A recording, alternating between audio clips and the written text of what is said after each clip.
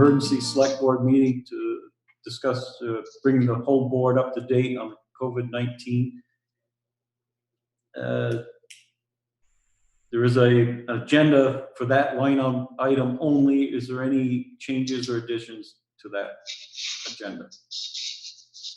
And I'll yield to Gordy to bring his board to.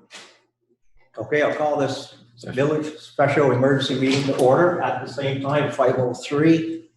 Are there any changes or additions to the agenda? Seeing none, turn it back to Eric. Okay, FYI, Donna, we're just, I just turned the recorder on. The only thing we did is bring our two boards to order. A lot of things are changing very quickly.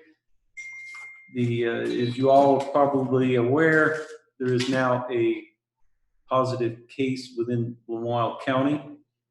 A lot of meetings have happened between this core team that we set up. We met again today. That information has been sent out to all of you with the incident reportable items that we're following up on. We wanted to just take a few moments to meet with the board, each of our boards, to bring the board members up to date. If you have any questions on what's going on, we would open it up for that. There is no particular set agenda item follow through that we're going to do here other than this.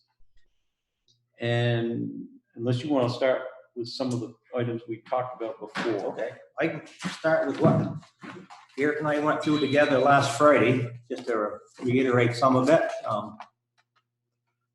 Part of the incident command system, my jurisdiction or supervision is with the fire and EMS. So I spoke with RJ West, our chief, and he has a protocol in place. So if whenever there's an alarm, whether it's here or the acting chief, when we get to the station, depending on the type of call, whether it's EMS or fire or monoxide or 1050, the officer will decide what vehicles go and how many people go. So that's all been set up. And talked to Brad Courier, he's a supervisor for NEMS, the emergency medical. He has a protocol in place to where just one ambulance normally will run now with depending on a call, but if they need two, they will. So he's trying to limit their exposure. And he said at that time they have their proper PPE, but they have some on back order that they're going to be trying to stockpile. But for now, both the fire and EMS are all set.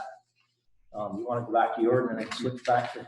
Yeah, one of the reasons we wanted to open this up to the full board is we're going to set up another Zoom town-wide live broadcast for tomorrow night at 5 o'clock, basically to go over all of the items that we have done to date, things we're looking at, things we're following up on, that sort of stuff. Very similar to probably what we did last Friday as a test run. We expect by tomorrow or late today, everyone in the town will know about there is a positive case within the county. We do want to try to get out there ahead of it as far as messaging so that we are setting the tone and the message and not someone else. We've sort of changed from a week ago where our main goal was to get action items set up and in place and looking at different things. We've done, by and large, all of those items. There are still some things we're following up on. And we've moved to this week where it's more of monitoring how this thing progresses, staying on top of not only our own employees, but the community at large, making sure that their mental health is good, our employees' morale is good. If we start seeing a uptick in any kind of disputing within the community, that was something we would really want to know about. And if there's action that we can take to mitigate some of that, we will relieve some of the pressures. We anticipate the longer this goes, the more opportunity there'll be or concern, anxiety among the community members, and it may start bleeding over into the whole community. So we are going to try to keep ahead of it, try to keep the people informed of what we're doing, what we're able to do, give them an opportunity to ask us questions, those sort of things, by having that live broadcast. Just to add to what Erica just said is we were talking this morning, and he and I were actually talking after that separately. And what we want to do is we said if, but now it's here, is to make sure the community people know that all board members and all of our support staff, our utilities, highway, everybody is in the loop. We're all working together. We're making plans, and we're going to do, all of us will do the best we can to whatever happens here in our community. We'll make things as best we can for all of our citizens. So that's what we'll be striving for, I think, tomorrow. By news tonight, and maybe tomorrow, Eric will hear more about what the specifics are, whether it's more than one case or this one case, but what more that can be publicly disseminated. So that'll be part of tomorrow night. And for the people that missed Friday evening, what Eric and I did, we'll have plans to play catch up for tomorrow at 5. And I would expect, if what we've seen in other communities, they're not reporting out the town. So we would not necessarily know if the resident is from Johnson or not, or one of the other towns in the county. I guess we should assume that they might be from Johnson, because the way this thing is going, it will be people in Johnson affected. But I'm wondering if you've all had an opportunity to look at that incident tracking report form that we sent out earlier. Is there anyone who has any questions on some of the items we're looking at, or maybe there's things that you can think of that we should be looking at? We certainly would be open to any feedback on that. You want to open it up just for Any other? Any board members got any questions for? No, not me. Okay. Hey, Eric, how you doing? I am finally on the Zoom call. It's exciting. This is Scott. Yes. I just wanted to add that the health department updates that county incident rate by county on the state map at 1 o'clock every day. Okay, thank you. Yep. And do the select board members know that for the village that our annual meeting, we were thinking of May, but I think with Meredith's lawyer's judgment, she thought we better go to June. Of course, it could be later, but as of right now, our annual meeting and election will be, we're hoping the first week in June, but as we get closer, and because of Rosemary needs that 30 to 45 day notice, that we'll be making that decision sometime in the distant future here on how we progress. Another thing that it's going to affect both boards is we'll have to be working out is at a minimum to, and this is Rosemary's a help, is to sign the order so that we can get the bills paid and our town and village employees can get paid. So that's something Eric and I will be working on, either jointly but separately because of the boards. But we want to make sure that somehow we can at least get 3 board members to sign the orders, invoices, and so forth, so they get paid. That's something we'll be working on in the future. As some of the thoughts there, when we have our regular meeting, it'll be only to deal with the must-dos and not take up other items. But would ask for consideration of the board on some people sitting out of the physically in the board meeting and take it via this Zoom. I'm thinking Doug has already indicated he's probably going to be sitting out these meetings for at least the near future. Between the 4 of us, if we had at least 3 of us here so that we have a quorum, and then the rest of us on Zoom, it might be good to keep 2 out in reserves in case a couple of us come down with the virus, and we still would be able to meet and take care of town business. But those are things that we can think about as we lead up to our regular meeting. I think this is a good method for if we have to have an emergency meeting. That way we don't have to expose each other. But for the regular meeting where we have to sign orders, it might make sense that we have at least 3 people here. And also, we would probably encourage the public to tune in this way, those that are able to, and maintain that no more than 10 people in a gathering. Yeah, and Eric, if you don't mind, if I can add a little bit on the gathering of trustees and select board members. For those of you who haven't been in the room upstairs as of late, you'll be greeted by a whiteboard that basically says, if you're sick, go away, go home. We're also asking that there's no food being brought in, and as soon as you get there, to wash your hands before you sit down. My idea for protocol is after you sign the paperwork, get up, wash your hands after you're done signing, just to keep the potential for contact to face issues at bay, and then to wash up before you leave the building. And I think as long as we stay with the 6-foot social distancing protocol and the hand washing, we should do fairly well. And one of the things that I forgot to add to the list today was for the village and for the town, Brian and Meredith, if you could just keep us abreast on what's going on for how much, disinfection, toilet paper, things that everybody are freaking out about, how the town hall is holding up. That's it. Meredith, What's that? Do we want an update on that now, or? If you have an update, Briefly, let's see, we are well stocked, thankfully. We may run out at some point, but we had completed a Costco order not that long before. We usually have a decent inventory. So we're in currently pretty good shape. We also, especially for washing, we're supplementing our regular washing with, a few bottles of 10-to-1 water and bleach solution. And we're spraying down door handles and common surfaces pretty regularly with that. The office is not closed to the public, but we're still kind of keeping an eye on the counter. We do have that.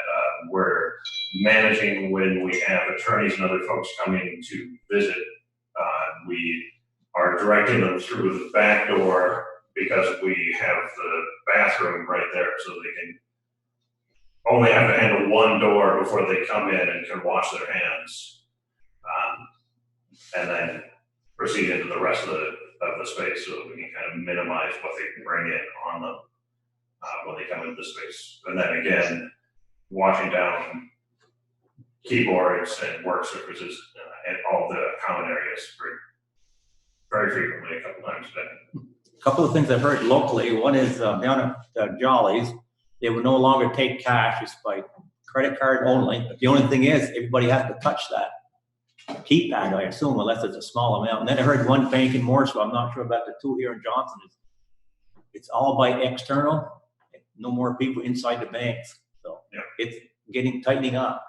Meredith, is there anything for utilities and village things that the other select board members should know that aren't on this little circle we're in, the command system?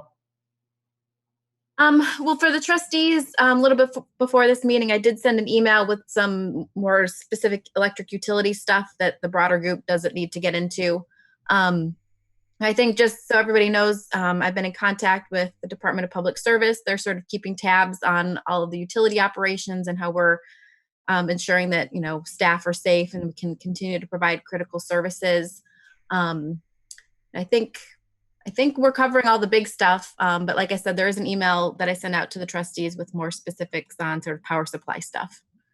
Okay, then if the select board members haven't read it, haven't heard it, Troy's got a schedule set up where there's a list of meter reading or some other special types of services. It could be one village employee during a normal work day, and if something comes in, it'll be his discretion whether he needs more help or calls in more people or equipment, or goes to Meredith with it or Troy. So we have a rotating schedule, but there'll be just one person exposed at this time unless something changes later.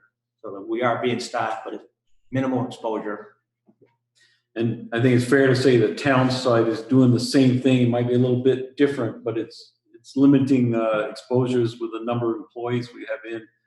The only thing I would maybe ask from the trustees or Meredith, you had the power outage. One, did you have to call in your full crew? How did it go? Did you work with a partial crew? You know, those kind of questions. It's sort of a learning for us on how we deal with these things when it's all hands on deck type of scenario. Sure. So with the high winds on Friday, we had an outage which was caused by a pretty large pine tree coming down. It was actually an area where we had done right-of-way cutting, but the tree was outside the right-of-way. It was a large tree. We had 4 of the 5 crew come in. One of them was out of town for a family situation. So we had 4 of the 5 there. Working with the, concept of social distancing, they tried their best. They, took separate vehicles to the site, tried to keep their distance as well as they could. It's, not always possible, just given the nature of the work. But when they returned to the shop, they wiped down their trucks. There was another situation on Saturday, I believe, up near Kyle's house on Clark Street, with a tree on the lines, and 3 of the 4 reported to that. With the whole crew didn't need to go. They could handle it. And again, I think I heard that went relatively well. I think out in the field, it is challenging when you're dealing with the power lines to, the nature of the work can't change that dramatically. You have to still follow best practices for how the work needs to get done. But to the extent that they can stay apart from each other, they try to. And then obviously washing things down at the end and making it clean for the next time somebody comes in is a priority. But I think it's going relatively well. I think in terms of our outage response at this point, it really shouldn't be any different than normal circumstances. Our after hours dispatch contractor has worked really hard to have their staff be able to do that work remotely. So even as they're facing their own workage issues, there shouldn't be any change in the level of service that we receive. And I think the good thing right now is we've done I hope, fairly good job of getting word out there that we are operating in reduced staffing levels. So that should have lowered the public's expectation of how quickly those kind of turnarounds are going to be to fix things. And if we do too good a job of they're not seeing any blip in the service, then they make a question why we need so many people. But I think hopefully the expectation out there is that it may take a little longer for us to respond to electric outage, or the roads may not be plowed as quickly as they were, and there shouldn't be an expectation that they will be. And so hopefully we don't hear much feedback on that. But we still have, correct me if I'm wrong, Meredith, but after hours, we still have 2 guys on call. So any outages after the normal workday will be just as good as it was a month or 2 months ago. That won't change. It's just during a normal workday, right? Yep, that's correct. We have a pretty standardized on-call schedule, and that's remaining the same, which is 2 people on call at one time. And then obviously if it's a bigger outage, or we just need extra hands, then additional people can be called in. But there's 2 that are required to be available. And then the others are, called in as they are available. And we always have the option to reach out to other utilities for assistance if we need more folks and our people aren't available. And just to add to that, I believe Troy has already had good communication between Hyde Park, Morrisville, and Stowe. So there's a mutual aid system within the county. So if somebody needs help or is shorthanded for whatever reasons, each one is ready to help the other. I have a question about how things are going with volunteers, Brian. Are people filling out those forms? Are they being, distributed to Capstone or whomever is appropriate? Probably both Brian and Nat can answer that question, but okay. We'll start with Brian first, and then Nat may want to add stuff? We've been getting some response from it. We are still working with our other partners, with Capstone, United Way, and others to kind of put people to work. We've got some ground to make up there. We're really happy with Meals on Wheels. The last time I spoke to them, they were in pretty good shape, so they weren't really seeking additional assistance at that time. But we have, people have been filling out the form. We do have a few people we need. We're kind of looking for work for them to do, and we're hoping that United Way and Capstone are going to be able to set up for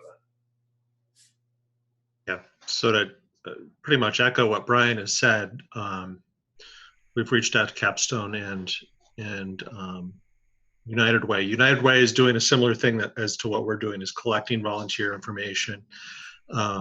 And they, but by far, Meals on Wheels is just ready to go on this in terms of having policies in place to protect both volunteers and people and meal recipients, because there's so much opportunity to spread this virus so easily. And Meals on Wheels has really done a great job of having very robust policies to make sure that people are kept safe. I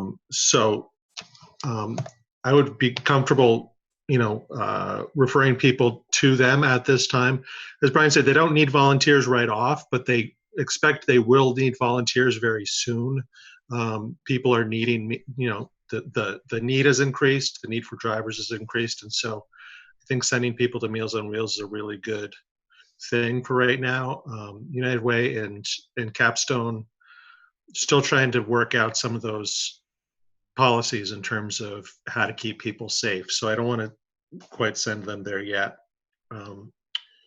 One other note that I would say, I spoke with Roger Marcoux this afternoon, and he's doing all right, and his staffing is okay. One thing he noted was that he has the reserve officers, which officers that can't do patrol work but do other sorts of work in terms of transport of prisoners and so forth. They don't have anything to do right now, or a whole lot to do.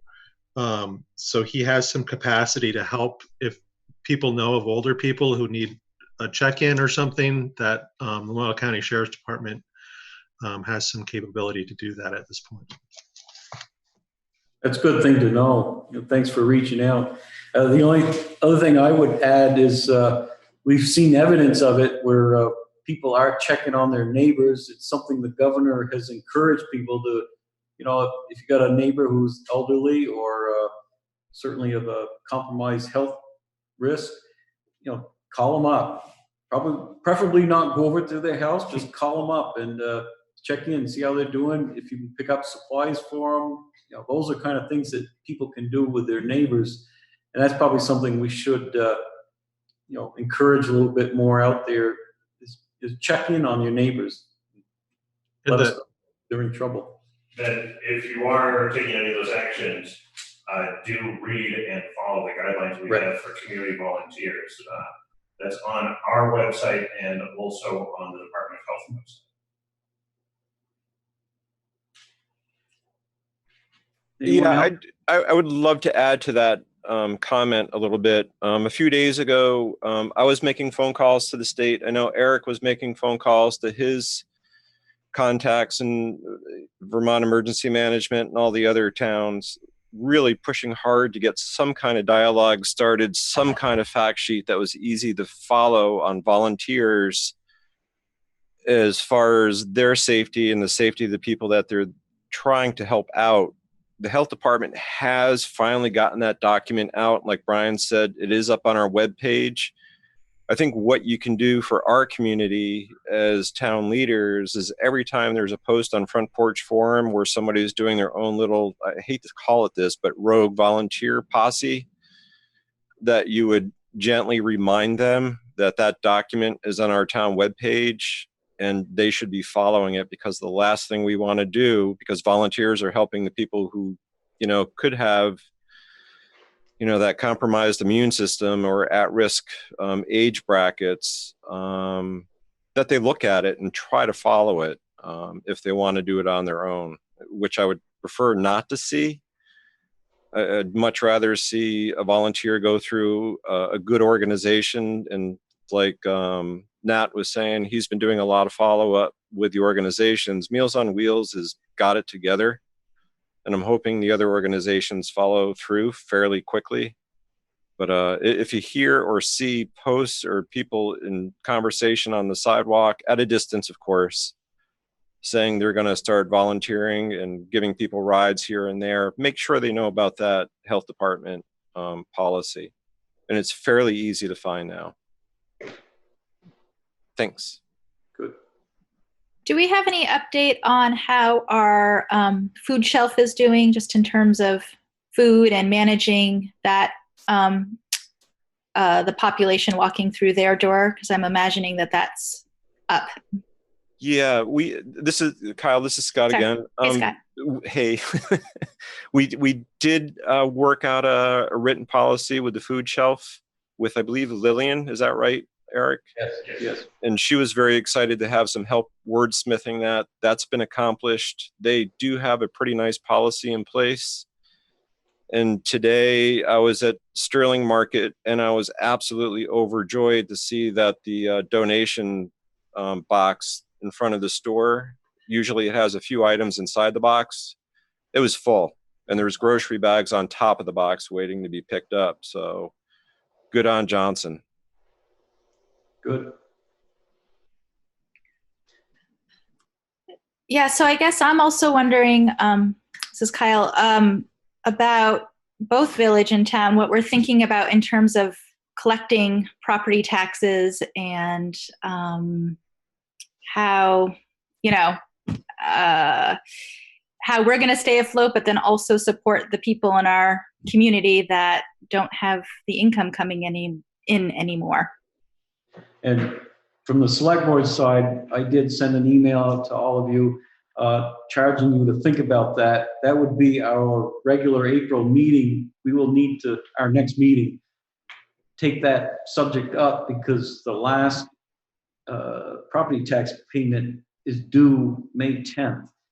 And that's the biggie. It's the last one. So if you are late, there's a late fee plus interest that gets compounded.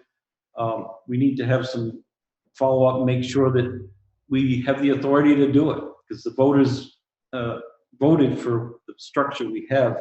And are we able to waive those late fees? That may be a real critical thing for taxpayers and businesses that are going to be struggling here for the next month or so. It is definitely something, that is one of the few things that possibly we can do if we're able to, but we got to follow up on it. Good question. I'll ask Meredith to, I'm sure she's already thinking of it, but do the same thing for the village side of the taxes for our next, for an agenda and do some research on the village side. So that's a good question. What leverage do we have or what can we do? Right. On the village side, we've got a little bit more time. But I suspect, depending on how things go, it could still easily be an issue. People are still going to, need to recover financially over time. So, yep, we'll talk about it. Okay, good. Well, tell them to pay the village first and then the town. I had to get that one in. Probably Mike's chuckling. Yeah, we have a limited capability for deferring those taxes because we do have to close our financial year on June, at the end of June. June 30th. Yeah, June 30th. So I think we should investigate it. We should do everything we can, but we do have a hard deadline for we have to have. I don't think that we can defer them beyond June 30th. Would you agree, Rosemary? Yes. Yes. But there's some people that haven't paid anything at all for the whole year. Okay. That's not that unusual. We have a couple people who wait until the fourth payment, pay it as a lump sum instead of quarterly. But that'd be a good answer for the questions that both governments get. That way we'll have an answer right up front. Yeah. You're saying, Brian? Yeah, we'll investigate either way. I'm just kind of trying to put it out there that there are likely to be limitations to what we can do, despite our best desire. And also exploring our revolving loan fund, if there's things we can do there to help some businesses that may be struggling. For businesses, working capital for businesses is a strong, it's something that we definitely can loan money, and it's a good application of our loan fund. So if we have small businesses that need money to keep going, they're strongly encouraged to apply. But we also can look at deferred payments on our Current ones. on our current ones, and I've been instructed to do so. I just don't have an answer this time what our latitude is going to be for deferred payments.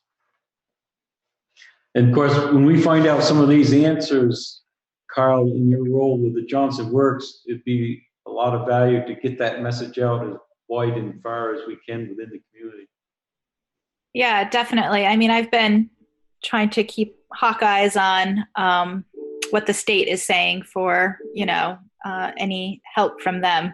So far, that's been also loan opportunities, but not much else. Of course, This is Doug. Can you hear me? Yes, go ahead.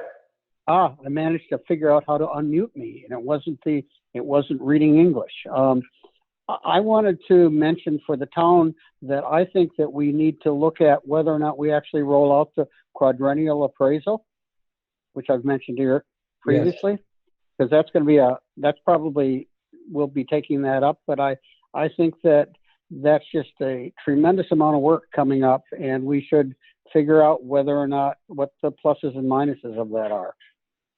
And, some of Doug's thoughts, he had mentioned this to me, and I asked Brian and Rosemary to check into it. But when we roll out the townwide reappraisal, well, it provides an opportunity for everybody to appeal their taxes, which means a room full of JPs and board.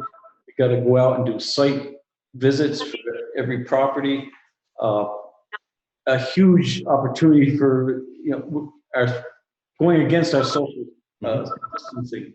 So if there's a way we can roll that out for another year, there might be some benefit, but there might be some ramifications from it too. So that's what we got to get some answers on. I wanted to, this is not on the subject you were talking about. I sent a text earlier. I think that it's short-sighted to focus on that we need to sign in person these particular orders. We should, just like we're working on remote meetings and other things, we should, in the legal area, they're working on remote notaries in the legislature or rulemaking. They're working on how do you sign wills remotely. We ought not to be showing up. It's penny wise and health foolish to think about the statute says we have to sign these in person and we go like sheep to it. Actually, Doug, I do not believe we have to sign them in person. I don't think there is a requirement, and maybe Rosemary can correct me on that. Well, yes, you would have to in person sign it, but individually we could come in the office and just sign the orders. The board can vote to allow one select board member to sign them. Okay. Hey guys, can you hear me? This is Phil. Yes. Digital signatures are legal signatures. I sign things digitally at work. I sign everything digitally. Doug can probably talk about some of the digital signature laws. And Adobe through Adobe, they offer some digital signature options. And they're legal in the US. So I can certainly sign things digitally. Perfect. Until we get that figured out, we might want to do what Rosemary recommended, vote for one person to sign. That's certainly, that would be a cleaner way maybe. Well, it would at least be in a more immediate way that we could do that. It doesn't require us to acquire anything or do anything. We could just start voting that way. But we can check into what do we need to accept and use electronics. I've used them before when I've signed things, but I've never created a document that accepted it. Electronics. It apparently doesn't work in DC though, because of the 4 or 5 senators that are out. They can't vote. Right. But maybe it's hopefully different in the state. I think that that's a rule of the assembly. Their own. I don't think that that's it. Yeah, that's why senators, just off the top of my head, that's why our House of Representatives and senators fly back and forth to get to votes. They're either there or not there. Yeah. I don't think that's applicable to our situation. Mm-hmm. Good. Yeah. Is there anyone that's got anything else they wanted to bring up, or are we? Yeah, Eric, this is Scott. I missed the first few minutes of the meeting. My apologies. But did we have anybody that wanted to add anything to the tracking sheet? We asked the question, but I'll ask it again. After reviewing the tracking sheet, did somebody have any thoughts? Want to add something?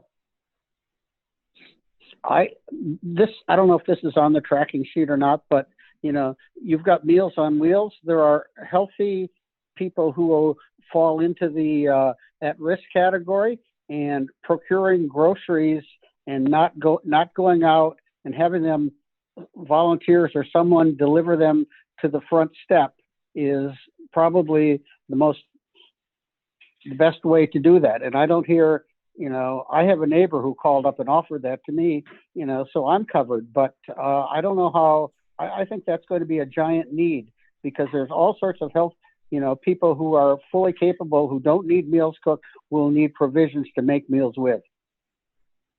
So Doug, I think Meals on Wheels actually has that in their protocol. And Nat, Yep. Is that correct? Totally right. Yep. Yep. And that's also on the state fact sheet for volunteers that we're pushing, and that Scott mentioned earlier, that leave things on the front step. Don't go inside anybody's house. Yeah, my person said they sanitized their hands before they picked up the gallon of milk and left it on the front porch. Yeah, every little bit helps. Oh yeah. Okay, I will check that sheet then. Yeah, it's real good.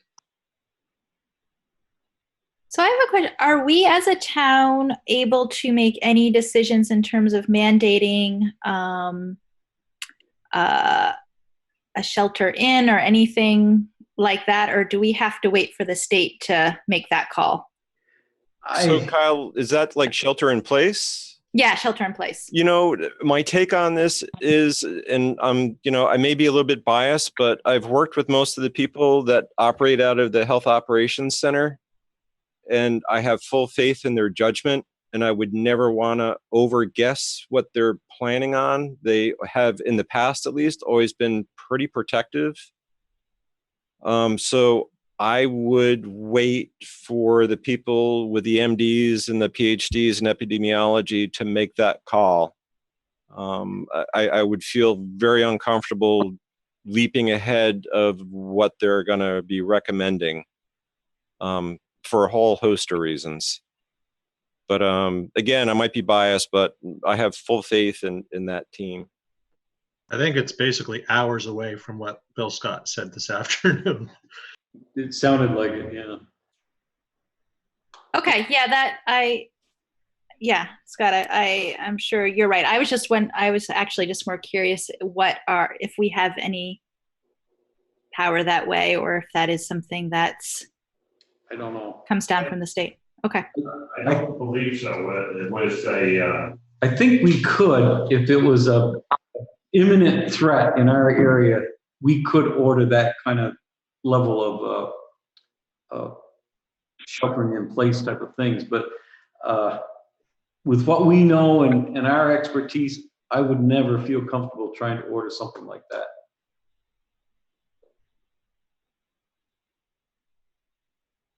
thoughts? I agree. Yeah, but let it come from the state. I mean, if there was a chemical spill going That's on. different, yeah. Yeah.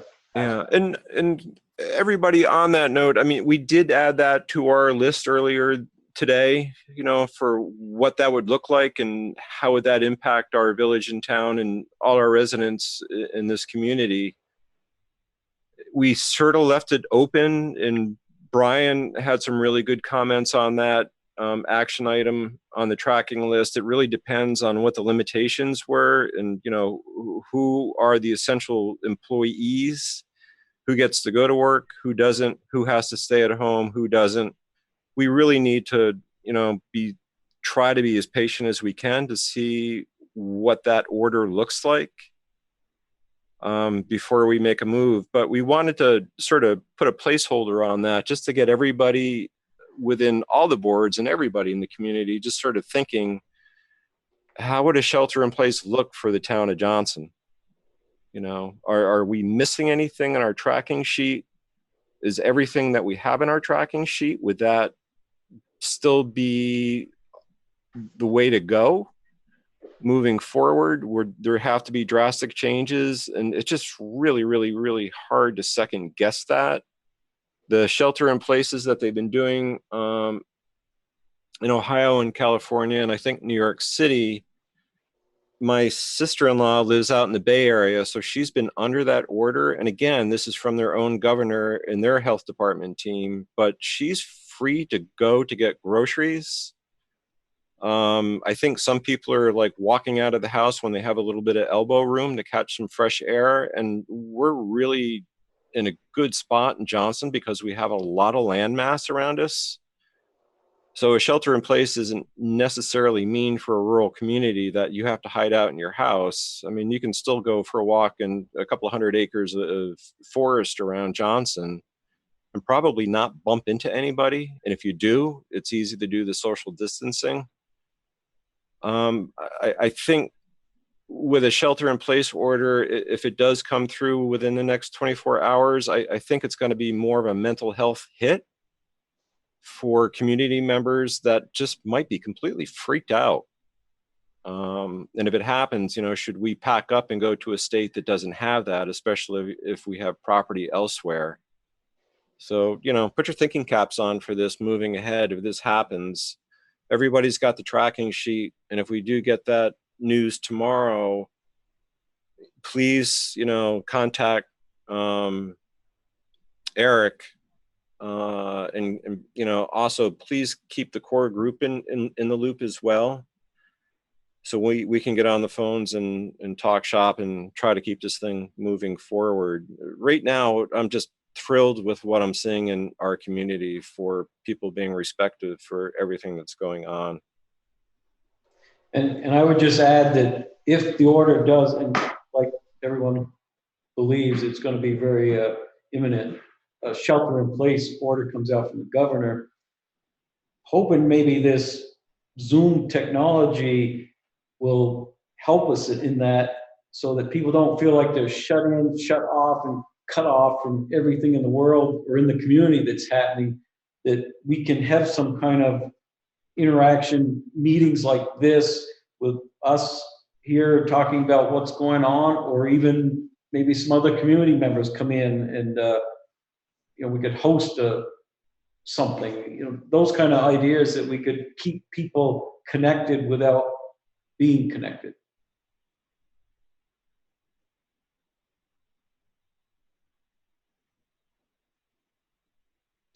Anybody got anything else? If not, entertain a motion to adjourn on the village side. Are you looking for a second, Gordy? Okay, I can make the motion if you want to second it. Yeah, I think you just made the motion, so I'm going to second that. Any more discussion?